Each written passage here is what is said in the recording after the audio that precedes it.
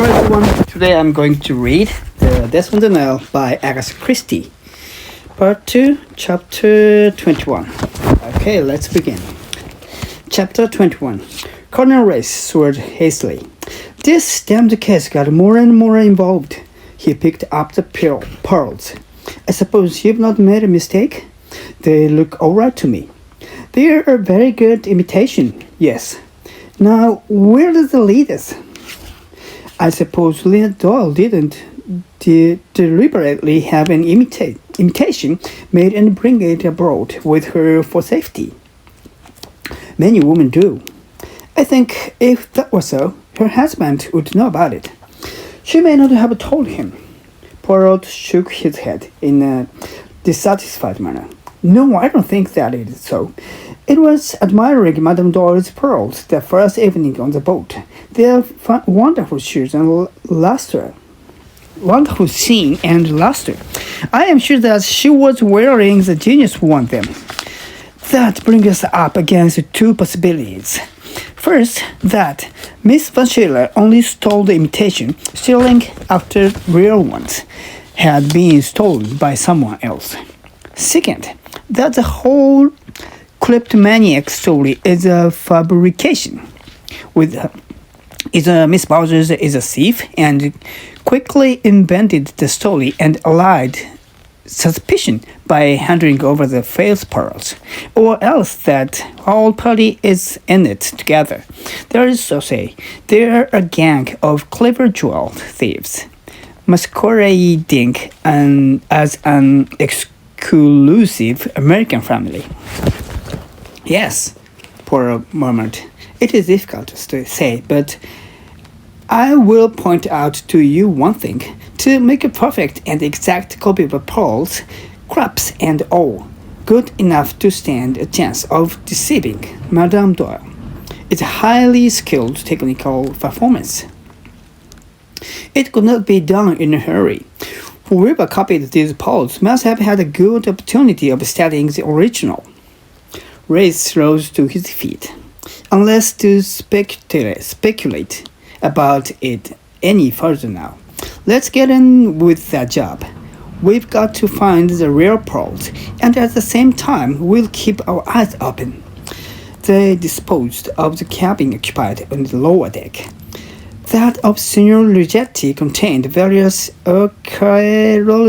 archaeological works in different languages, a varied assortment of clothing, her notation of a high stinted kind, and two personal letters, one from an archaeological expedition in Syria, and one from apparently a sister in Rome.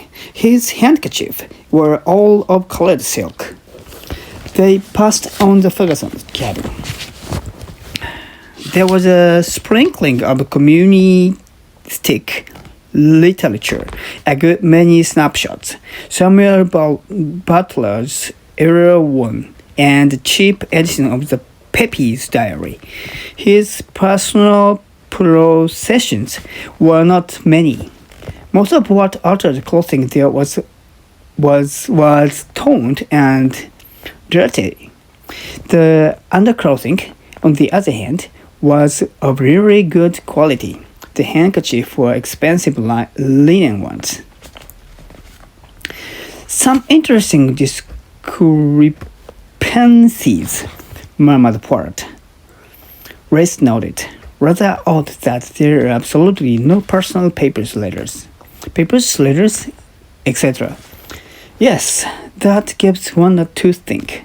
An old young man. Monsieur Ferguson. He looked thoughtfully at the signet ring he held in his hand before replacing it in the drawer where he had found it. They went along to the cabin occupied by Louise Bourget. The maid had her meals after the other passengers, but Race had sent word that she was to be taken to join the others. A cabin steward met them. I'm sorry, sir, he apologized, but I've not been able to find the young woman anywhere. I can't think where she can have got to. Race glanced inside the cabin. It was empty. They went up to the promenade deck and started on the starboard side. The first cabin was not occupied by James Fansop. Here all was in meticulous order. Mr. Fansop travelled light, but all that he had was of good quality. No letters, said Poirot thoughtfully. He is careful, our Mr. Fansop, to destroy his correspondence. They passed on to Tim Allerton's cabin next door. There were evidences here of an Anglo-Catholic turn of mind, an exquisite little triptych, and a big rosary of intricately carved wood. Beside personal clothing, there was a half-completed manuscript, a good deal annotated and scribbled over, and a good collection of books, most of them recently published. There were also a quantity of letters thrown carelessly into a drawer. Poirot, never in the least scrupulous about reading other people's correspondence, glanced through them. He noted that amongst them there was no letters from Joanna Southernwood. He picked up a tube of scouting, figured it absently for a minute or two, then said, "Let us pass on." No Woolworth handkerchiefs, reported Race, rapidly replacing the contents of a drawer. Mrs. Allerton's cabin was the next. It was exquisitely neat, and a faint old-fashioned smell of lavender hung on it. The two-men's search was soon over. Race remarked as they left it, "That's a nice woman, that." The next cabin was that which has been used as a dressing room by Simon Doyle. His immediate necessities, pajamas, toilet things, etc., had been moved to Besner's cabin, but the remainder of his possessions were still there. 2 good-sized leather suitcases and a kit bag. There were also some clothes in the wardrobe. "We will look carefully here, my friend," said Poirot, "for it is possible that the thief had the pearls here." "You think it is likely?" "But yes, indeed.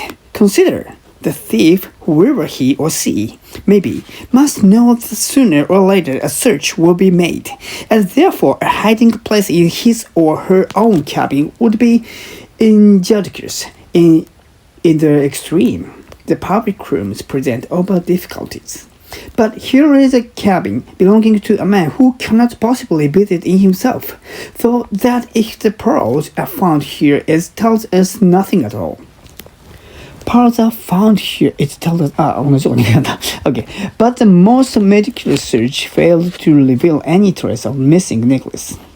Poirot murmured to himself, and they merged once more on the deck. Lynette Doyle's cabin had been locked after the body was removed, but Race had the key with him. He unlocked the door, and the two men stepped inside. Except for a reviewer of the girl's body, the cabin was exactly as it had been the morning. "Okay. Poirot," said Race, "if there's anything to be found here, for God's sake, go ahead and find it. You can, if anyone can. I know that." "This time you do not mean the pearls, mon ami?" "No, the murder's the main thing. There may be something I overlooked this morning." Quietly, deftly, Poirot went about his search. He went down on his knees and scrutinized the floor, inch by inch. He examined the bed. He went rapidly through the wardrobe and the chest of drawers. He went through the wardrobe trunk and the 2 costly suitcases. He looked through the expensive gold-fitted dressing case. Finally, he turned his attention to the washstand. There were various creams, powders, face lotions, but the only thing that seemed to interest Poirot were two little bottles labeled nail legs. He picked them up at last and brought them to the dressing table. One, which bore the inscription "Nail X Rose," was empty for a drop or two of dark lead fluid at the bottom. The other, the same size, but labeled "Nalex Cardinal," was nearly full. Poirot uncalled first emptied them, the full out, and sneaked them bottle delicately. An odor of pear drops billowed into the room. With slight glance, he recorded them. "Get anything?" asked Grace. Poirot replied by a French proverb. "On ne prend pas le monsieur avec le vinaigre." Then he said with a sigh, "My friend, we have not been fortunate. The murderer has not been obliging. He has not dropped for us the craft link, the cigarette end, the cigar ash, or in the case of the woman, the handkerchief, the lipsticks, or the hair slide. Only the bottle of nail polish?" Poirot shrugged his shoulders. "I must ask the maid. There is something, yes, a little curious there. I wonder where the devil the girls got to," said Race. They left the cabin, locking the door behind them, and passed on to that of Miss Van Schuyler.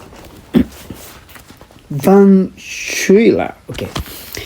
Here again were all the appurtenances of wealth, expensive toilet fitting, good luggage, a certain number of private letters, and papers were all perfectly in order. The next cabin was a double one occupied by Poirot, and beyond it that was that of Race. "Hardly like to find them in either of these," said the colonel. Poirot demurred. "It might be. Once, on the Orient Express, I investigated a murder.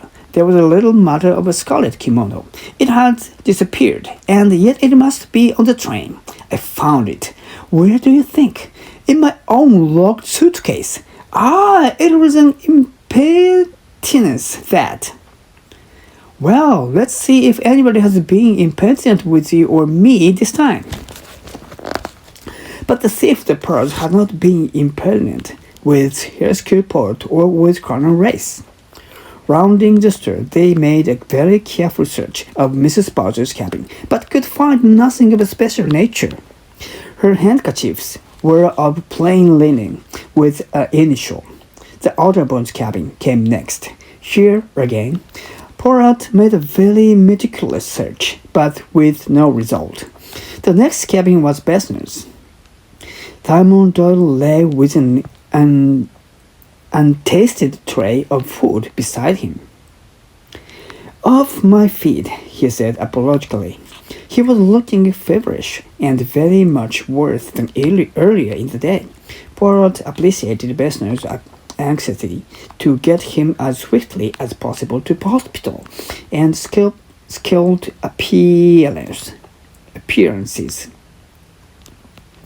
The little Belgian explained what the two of them were doing, and Simon nodded approval, outlining that the pearls had been restored by Miss Bowser's, but proved to be merely imitation.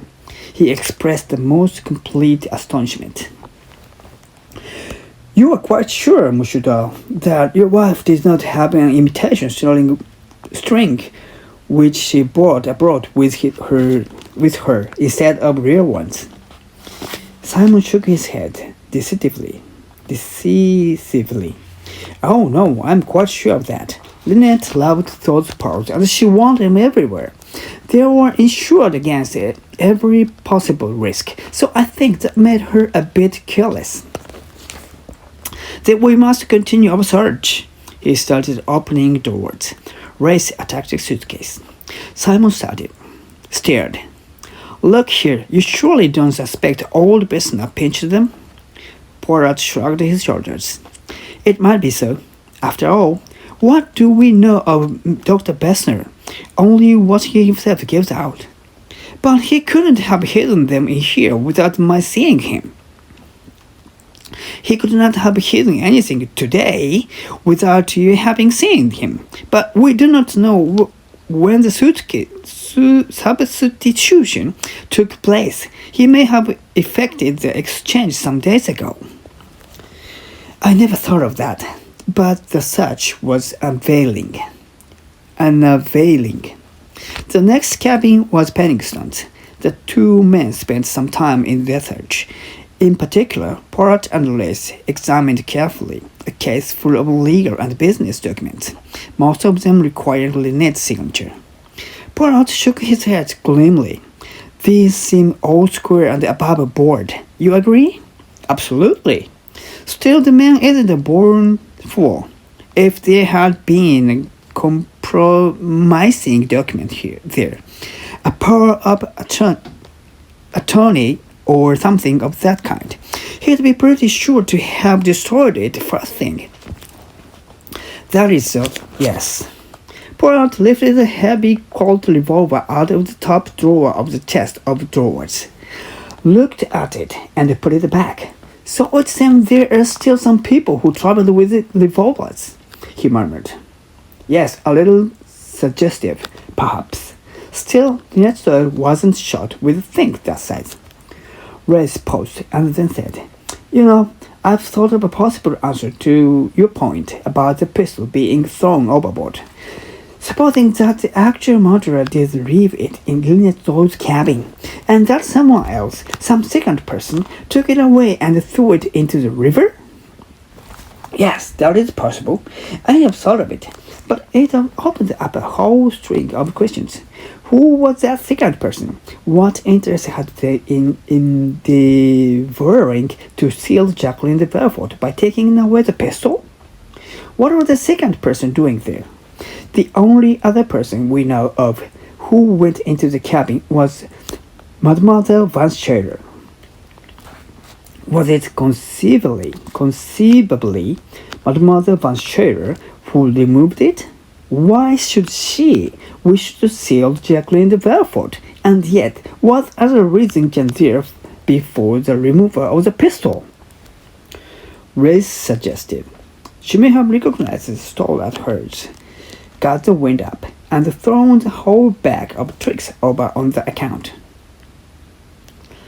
The store, perhaps, but would she have got rid of the pistol too? Still, I agree that it is a possible solution, but it is always bonjour. It is clumsy, and you still have not appreciated one point about the stall. As they emerged from Pennington's cabin, Pollard suggested that Lace should search the remaining cabins, those occupied by Jacqueline, Cornelia, Jacqueline, Cornelia, and two empty ones at the end, while he himself had a few words with Simon Doyle. Accordingly, he retraced his step along the deck and re-entered Bessner's cabin. Simon said, Look here, I've been thinking. I'm perfectly sure that the pearls were all right yesterday. Why is that, Monsieur Doyle? Because Lynette, he winced as he uttered his wife's name, was passing them through her hands just before dinner and talking about them. She knew something about pearls. I feel certain she'd have known if they were a fake. They were a very good imitation, though. Tell me, was Madame Doyle in the habit of letting those pass out of her hands? Did she ever lend them to a friend, for instance? Simon flushed with slight embarrassment. You see, Monsieur Pollard, it's difficult for me to say. Well, you see, I hadn't known Lynette very long. No, it was a quick romance, yours. Simon went on. And so, really, I shouldn't know a thing like that. But Lynette was awful generous with her things. I should think she might have done. She never, for instance? Poirot's voice was very smooth. "She never, for instance, let them to Mademoiselle de Belfort?" "What do you mean?" Simon flushed, brick red, tried to sit up, and wincing, fell back. "What are you getting at? That Jackie stole the pearl? She didn't. I'll swear she didn't. Jackie's as straight as a die. The mere idea of her being a thief is ridiculous, absolutely ridiculous." Poirot looked at him with gently twinkling eyes. "Oh, la la la," he said expectantly. "That suggestion of mine. It has indeed stirred up the nest of hornets," Simon repeated doggedly, unmoved by Poirot's lighter note. "Jackie's straight." Poirot remembered a girl's voice by Nile in Aswan saying, "I love Simon, and he loves me." He had wondered which of the three statements he had heard that night was the true one. It seemed to him that it had turned out to be Jacqueline who had come close to the truth. The door opened and Race came in. "Nothing," he said brusquely. "Well, we didn't expect it. I see the steward coming along with their report as to the searching of the passengers." A steward and a stewardess appeared in the doorway. The former spoke first. "Nothing, sir." "Any of the gentlemen make any fuss?" "Only the Italian gentleman, sir. He carried a good deal. Said it was a dishonors. Something of that kind. He's got a gun on him, too." "What kind of gun?" Mauser automatic, .25, sir." "Italians are pretty hot-tempered," said Simon. "Richard get in not end of the stew at Wadi Halfa just because of a mistake over a telegram. He was stern duty to the limit over it." Race turned to the stewardess. She was a big, handsome-looking woman. "Nothing on any of the ladies, sir. They made a good deal of fuss, except for Mrs. Allerton, who was as nice could be. Not a sign of the pearl. By the way, the young lady, Miss Rosalie Otterburn, had a little pistol in her handbag." "What kind?" "It was a very small one, sir, with a pearl handle. A kind of toy." Race stared. "Devil takes this case," he muttered. "I thought we'd got her cleared and suspicion, and now does every girl on this blanking boat carrying around pearl-handled toy pistols?" He should have questioned at the stewardess. "Did she show any feeling over your hand finding it?" The woman shook her head. "I don't think she noticed. I have my back turned while I was going through the handbag." "Still, she must have known you'd come across it." "Oh, well, it beats me." "What about the maid?" "We've looked over the boat, sir. We can't find her anywhere." "What's this?" asked Simon. "Mrs. Stowe's maid, Louise Boggett. She's disappeared." "Disappeared?" Ray said thoughtfully. "She might have stolen the pearls. She is the one person who had ample opportunity to get a replica made.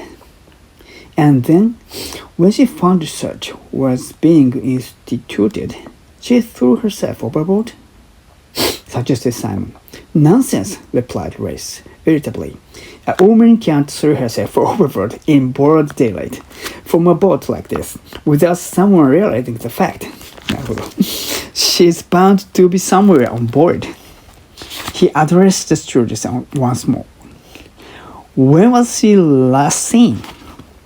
"About half an hour before the bell went for lunch, sir." "We'll have a look at her cabin anyway," said Race.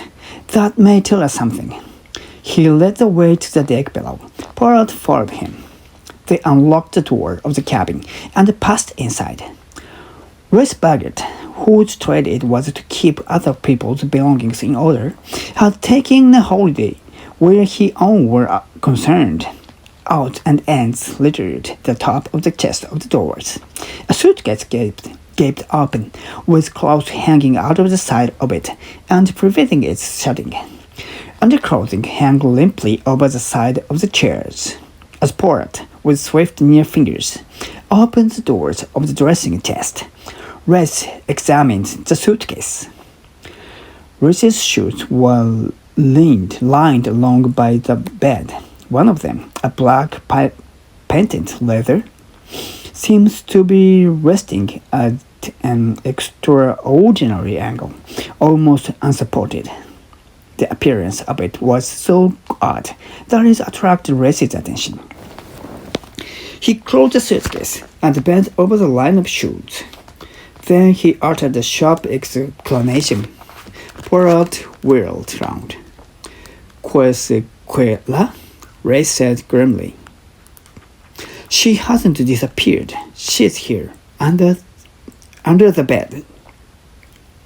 Okay, thank you for listening. This is the end of the chapter 21. And the pages from 263 to 276. So it is apparently about 10, 13, or 14.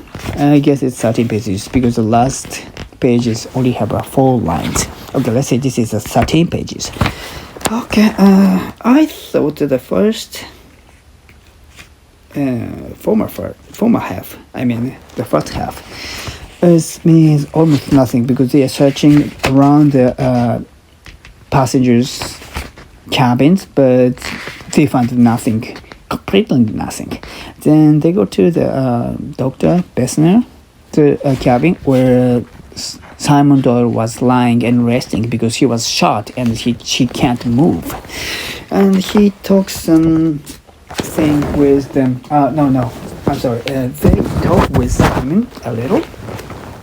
And yeah, the dramas are from here, I guess. And Simon is, Poirot. There's a very impressive line from the Poirot that Simon always covering and protecting the Jacqueline rather than Lynette. Lynette was killed. His wife was killed yesterday. So most of the men feels very sad and disappointed, or maybe drained, and they can't think anything but about her dead wives. But this guy's different. He always protecting the Jacqueline Belfort, his ex-girlfriend. And the Poirot noticed that, I guess, and I can't find the line over that, but Boiler is here. She never, for instance, Poirot's voice was very smooth. She never, for instance, lent them to Mademoiselle de Beaufort. So, from here, and what do you mean? Simon flushed break and tried to sit up and wincing fell back. Yes, once Poirot said about the Mademoiselle Belfort, Simon suddenly became very uneasy, and he's clearly not ordinary. And what are you getting at? Is that Simon sold the pearls? She didn't. I swear she didn't.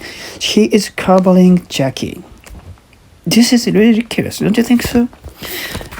Yeah, so this is really, and how can I say this in English? I don't know the correct words, but this is not normal.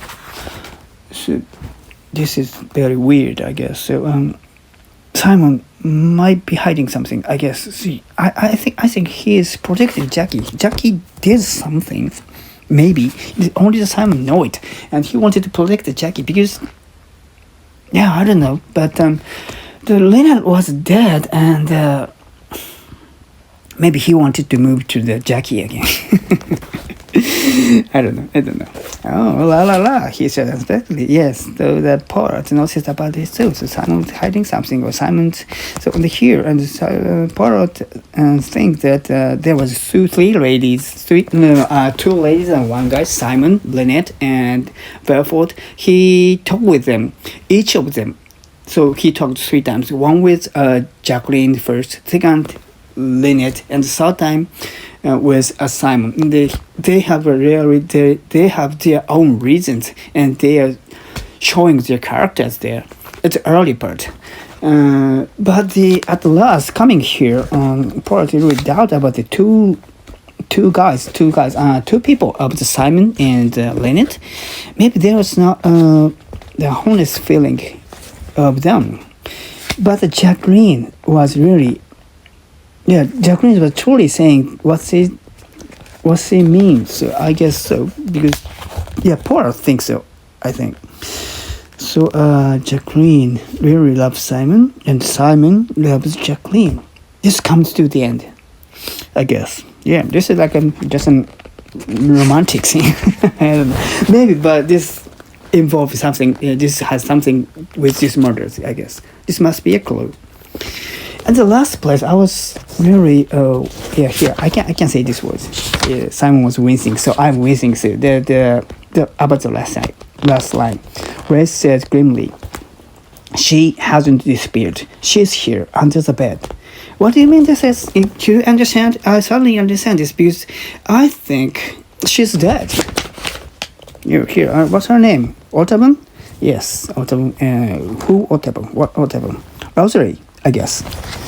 If I'm correct, that Rosary Ottoman was under the bed. So she is here under the bed means she didn't move for a while because she's dead. So I think she's killed by the murderer too. And before this happening, Part and racists are talking about her with a stalling. Might be he's a robbery. She is a robbery. She's talking a Pearl, and after that she's switching imitation to the real ones. So she must have holding a real one. And the racists really saying very impressive lines like with I couldn't find it, but the racists, the girls never threw themselves from the boat without saying by anyone. I laughed at this place. They really agreed. Ladies always want a dramatic scene, even if she wanted dead. They wanted to be seen. They don't disappear without any noticing by someone. I just like this is just humor. So not about the case, but this is a humor thing, and I think she's right. He's right. But the last place was very this is very how can I'm sorry, I'm not good at English, but this last one is very dramatic, and I was really moved with this, and I was surprised about this line. So, and I wanted to read the chapter 22 soon, but I have to prepare, and I need to go to a job, so I can't read it. So, when I will time next time, I will start with chapter 22, and I'm really looking forward to it, because I'm very thrilled with this last sentence. Okay, thank you, and thank you for listening to my silly practice, and if you like it, please come next time too. Thank you, have a great day, bye bye.